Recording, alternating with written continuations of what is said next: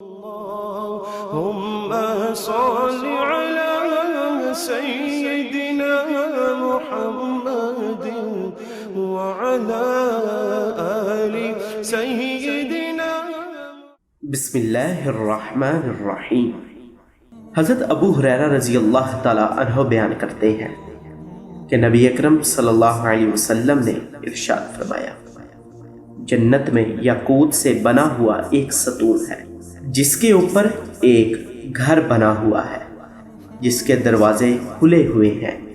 اور وہ یوں جگمگاتا ہے جس طرح چمکتا ہوا ستارہ جگمگاتا ہے. ہم نے عرض کی، یا رسول اللہ، وہاں کون رہے گا؟ نبی اکرم صلی اللہ علیہ وسلم نے ارشاد فرمایا، اللہ تعالیٰ کے لیے ایک دوسرے سے محبت رکھنے والے لوگ، ایک دوسرے پر خرچ کرنے والے لوگ، اور اللہ تعالیٰ کے لیے ایک دوسرے سے ملاقات کرنے والے لوگ وہاں رہیں گے. حضرت عبداللہ بن عباس رضی اللہ تعالیٰ عنہ نبی اکرم صلی اللہ علیہ وسلم کا یہ فرمان نقل کرتے ہیں. نبی اکرم صلی اللہ علیہ وسلم نے ارشاد فرمایا، میں نے جنت میں جھانک کر دیکھا تو مجھے اس میں اکثریت غریبوں کی نظر آئی، اور میں نے جہنم میں جھانک کر دیکھا تو مجھے وہاں رہنے والوں میں اکثریت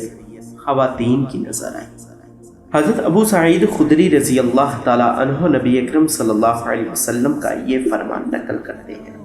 بعض اوقات اللہ تعالیٰ کسی مومن بندے کو دنیا سے بچاتا ہے